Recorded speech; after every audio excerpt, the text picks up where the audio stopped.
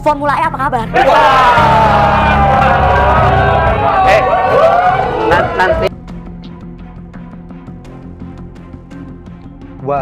Waduh, dari awal sudah mulai panas ya.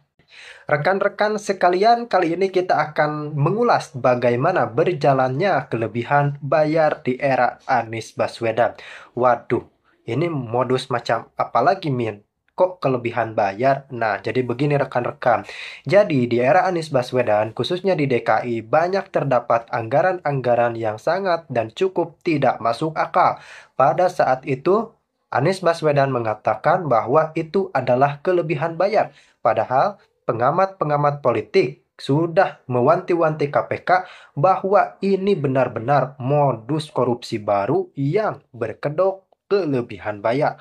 Nah, menurut Anda bagaimana nih? Karena memang kita tahu bahwa figur Anies Baswedan ini sangat-sangat dihormati dan disegani oleh para pendukungnya. Dan mereka benar-benar di pola pikirnya tertanam bahwa sosok Anies Baswedan adalah sosok yang sangat suci dan sangat dihormati. Maka dari itu, saat wacana pemeriksaan Anies oleh KPK, banyak propaganda yang mengatakan bahwa ini adalah upaya untuk menjegal Anies. Padahal siapa juga yang ingin memeriksa jika yang bersangkutan tidak memiliki skandal hukum apapun. Jadi artinya memang tidak bisa dipungkiri bahwa di era Anies maupun beliau sebagai Menteri Pendidikan, baik sudah menjadi Gubernur DKI, banyak sekali anggaran-anggaran yang tidak masuk akal dan jumlahnya sangat tinggi. Contoh saja, bahkan Ibu Menkeu Sri Mulyani belak-belakan ada anggaran 23 triliun yang disinyalir akan dikorupsi karena memang pengadaannya sangat tidak jelas. Bahkan disebutkan ini adalah tunjangan guru fiktif. Kemudian di DKI ada beberapa anggaran yang kalau kata netizen sangat tidak masuk akal. Netizen mengatakan di kolom komentar kami bahwa Min, ini di era Anies beli iPhone sampai 82M, ballpoint bahkan ratusan M. Nah, kami pun meriset, mencari informasi dan ternyata benar adanya. Bahkan Pak Mahfud MD mengatakan ketika kami ingin memeriksa Anies, kok kita dinilai sebagai pihak yang akan menjegal Anies, padahal kita hanya menjalankan konsensus hukum yang ada. Nah, ini menjadi perdebatan tersendiri. Kalau menurut saya, ketika memang adanya indikasi pelanggaran atau penyelewengan anggaran yang tengah diusut, khususnya oleh kepemimpinan Prabowo Subianto pada saat ini, memang harus diusut siapapun dalangnya. Contoh, korupsi Jiwasraya, Dirjen Menkeu, ex-dirjen atau sudah tertangkap dengan kerugian korupsi yang sangat-sangat tinggi, kerugian negara puluhan T. Dan ini adalah langkah positif dari kepemimpinan Presiden Prabowo Subianto untuk mengusut tuntas setiap tindak pidana korupsi yang baru saja terjadi di era kepemimpinannya atau di era-era sebelumnya. Karena Pak Presiden mengatakan, begitu saya dilantik, saya akan mengumpulkan bukti korupsi terlebih dahulu. Lalu saya akan menciduk orang-orang yang memang terbukti korupsi. Kenapa Pak Presiden sangat frontal terhadap tindak pidana korupsi? Tiada lain dan tiada bukan untuk mengatasi dan mengamankan anggaran-anggaran untuk proyek strategis nasional Prabowo agar tidak dinodai oleh pihak-pihak yang korupsi. Kita kedatangan tamu luar biasa. Seorang gubernur, sosok pemimpin hebat. Tepuk tangan dong buat Pak Ahok.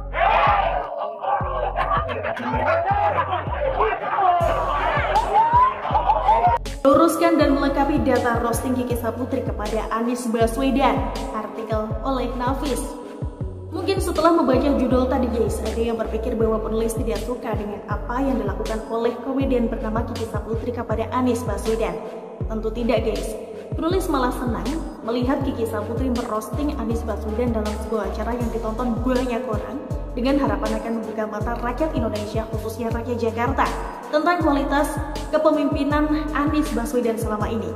Penulis juga ingin meluruskan sekaligus melengkapi beberapa hal yang disampaikan Kiki dalam acara tersebut guys. Mari kita perhatikan video roasting kepada Anies Baswedan secara lengkap dalam cuplikan berikut ini.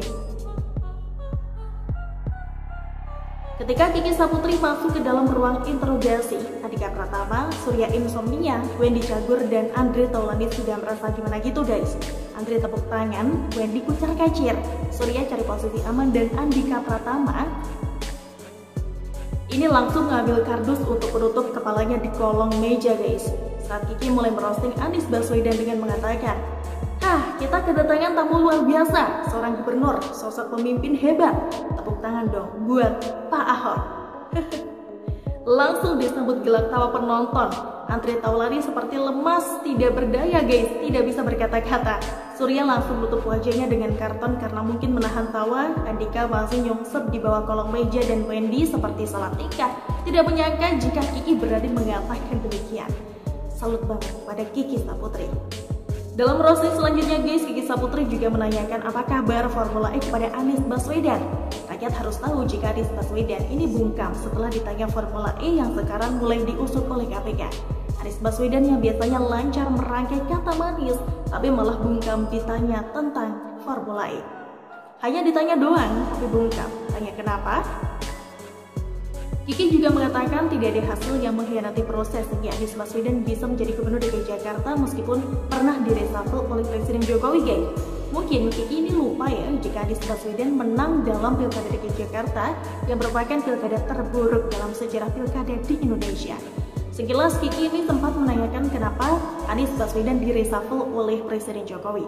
Apakah Kiki dan rakyat masih ingat jika Menteri Keuangan Sri Mulyani Indrawati pernah menemukan kelebihan bayar sebesar 23,3 triliun rupiah dana tunjangan profesi guru di seluruh Indonesia saat Anies Baswedan masih menjadi Menteri Pendidikan?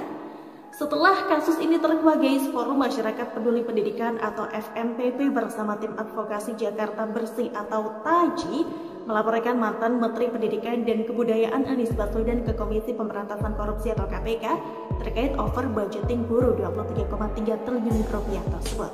Sekarang jadi paham kan kenapa banyak kelebihan bayar terjadi di masa kepemimpinan Anies Baswedan sebagai Gubernur DKI Jakarta saat ini. Dan kita juga makin heran kenapa ICW yang katanya LSM paling getol lawan korupsi, tetapi malah diam dengan kasus kelebihan bayar di Pemprov DKI Jakarta masa pemerintahan Anies Baswedan saat ini. Penulis kurang setuju juga dengan pernyataan Kiki bahwa kasus banjir bukan hanya salah Anies Baswedan, karena banjir sudah terjadi juga sebelum Anies Baswedan memimpin Jakarta. Iya sih, tapi Kiki juga harus tahu bahwa Menteri Pekerjaan Umum dan Perumahan Rakyat Basuki Hadimulyono ini sempat marah loh karena sulitnya bekerja sama dengan Gubernur DKI Jakarta Anies Baswedan dalam menangani banjir Jakarta. Pak Basuki, Menteri PU pun sampai marah-marah karena betapa sulitnya bekerja sama dengan pemimpin DKI tersebut. Kata Hasto seperti itu. Rakyat juga harus tahu ya, jika Anies Baswedan ini pernah berencana mengurangi anggaran penanggulangan banjir pada anggaran penerimaan dan belanja daerah perubahan atau APBDP tahun 2018 dengan jumlah total sebanyak 242 miliar rupiah. Yang pada tahun 2019 guys, Menteri PUPR mengatakan jika normalisasi sungai di Jakarta terhenti sejak 2 tahun terakhir, mulai tahun 2017. Kemudian pada awal tahun 2020 lalu, Sekretaris Jenderal Seknas Forum Indonesia untuk Transparansi Anggaran atau FITRA, Misbah Hasan menilai banjir yang merendam sejumlah wilayah di DKI Jakarta saat itu merupakan imbas pemotongan anggaran penanganan banjir. Dia juga menyebut konsep naturalisasi sungai yang digagas oleh Anies Baswedan masih belum jelas implementasinya.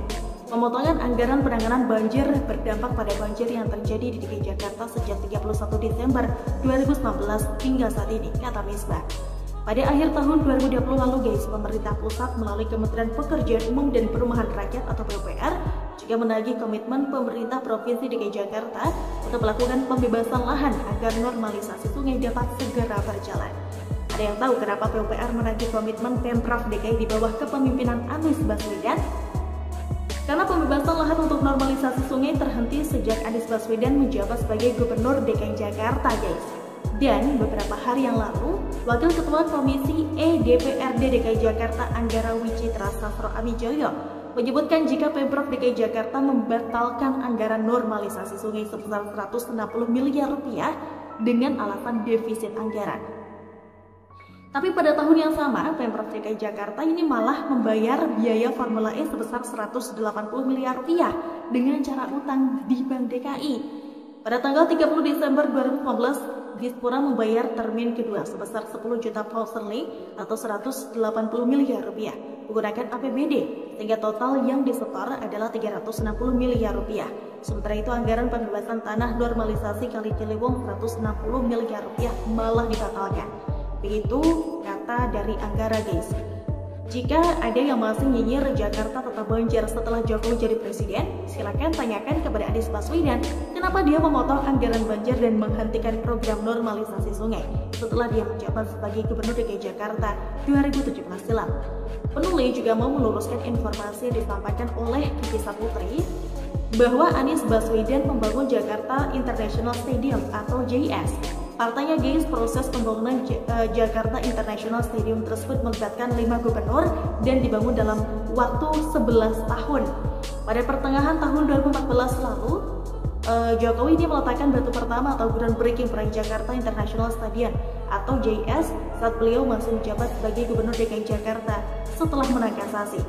Jadi, jika Kiki mengatakan Anies Baswedan sudah membangun Jakarta International Stadium atau JIS, itu perlu diluruskan ya, karena proses pembangunannya ini bukan hanya terjadi di masa pemerintahan Anies saja, tetapi sudah dicanangkan sejak lama, yaitu zaman Hoke. Anies Baswedan mengikuti langkah dua pendahulunya dengan mencanangkan pembangunan Stadion Bertaraf Internasional pada 14 Maret tahun 2015. Banyak terlibat para gubernur, para aparat pemerintah, masyarakat yang memulai proses ini sejak tahun-tahun yang lalu, sejak bertahun-tahun yang lalu, kata Anies di Taman BMW 14 Maret 2019. Nah, akhir kata, guys, penulis salut ya dengan closing statement Kiki yang mengatakan bahwa dia sengaja tidak menyelesaikan roastingnya kepada Anies Baswedan biar sesuai dengan program Anies Baswedan yang tidak banyak yang selesai. Dan kalimat penutup Kiki tersebut tentu saja membuat Anies Baswedan menjadi pucat dan tersenyum kecut. Love you for Kiki. Salam dari penulis, dari Nafis. Gimana nih, guys, menurut kalian? Langsung tulis pendapat kalian di kolom komentar ya. Terima kasih sudah nonton Suara Ranah. Kita ketemu lagi besok. Sampai jumpa. Wassalamualaikum warahmatullahi wabarakatuh. Kalau sama gubernur tuh nggak bisa biasa. Pak Anies, Formula E apa kabar? Waduh, Abah yang biasanya pandai mengolah nanti kalau Formula E agar terlahir sebuah ungkapan kata yang sangat manis dan enak didengar, justru tidak berkutik dan diam 1000 bahasa, hanya bisa tersenyum saat ditanya apa kabar Formula E. Nah, ini sangat menarik, ini sangat sensitif rekan-rekan dan sahabat-sahabatku. Bagaimana kita melihat Formula E? Iya, kita setuju dan kita tahu di saat itu negara tengah melakukan penghematan yang sangat luar biasa karena di seluruh dunia tengah dilanda pandemi COVID-19. Namun Anies tetap memaksakan Formula E tetap dijalankan di Jakarta. Padahal fraksi PSI Giring sudah mengkritik dengan tuntas bahwa waduh, Formula E ini memang bagus, event internasional yang diadakan di Indonesia. Saya sangat setuju karena memang pada hakikatnya jadi negara-negara lain bisa melihat kita, bisa melihat apa yang ada di Indonesia. Jadi nantinya peluang investasi sangat besar karena memang mereka melihat potensi yang ada di dalam negeri. Namun tentu saja penyelenggaraan event internasional semacam Formula E membutuhkan biaya yang tidak sedikit. Apalagi DKI pada saat itu sirkuitnya belum sepenuhnya jadi. Jadi artinya ini terkesan dipaksakan meskipun endingnya jadi dan saya sangat respect pada hal itu. Namun jauh di balik Formula E ada anggaran yang sedang sangat ngepres, tapi ini memaksakan Formula E dan jangan lupa ada skandal di dalamnya rekan-rekanku sekalian. Nah, ini tugas KPK untuk mengusut tuntas apapun skandal yang ada di dalam negeri kita tercinta. Lalu bagaimana menurut Anda nih? Silahkan tuangkan di kolom komentar.